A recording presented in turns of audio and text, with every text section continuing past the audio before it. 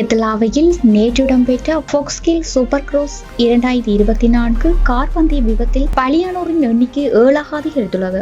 விபத்தில் காயமடைந்து மேலும் 20 பேர் வைத்தியசாலையில் சிகிச்சை பெற்று வருவதாக போலீஸ் ஊடக பேச்சாளர் நிகழ்தல்துவ தெரிவித்துள்ளார்.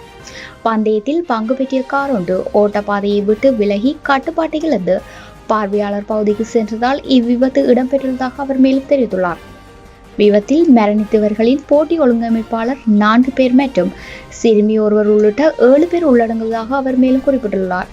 இதனைத் தொடர்ந்து போட்டியின் மீதமுள்ள போட்டிகள் ரத்து செய்யப்பட்டுள்ளன.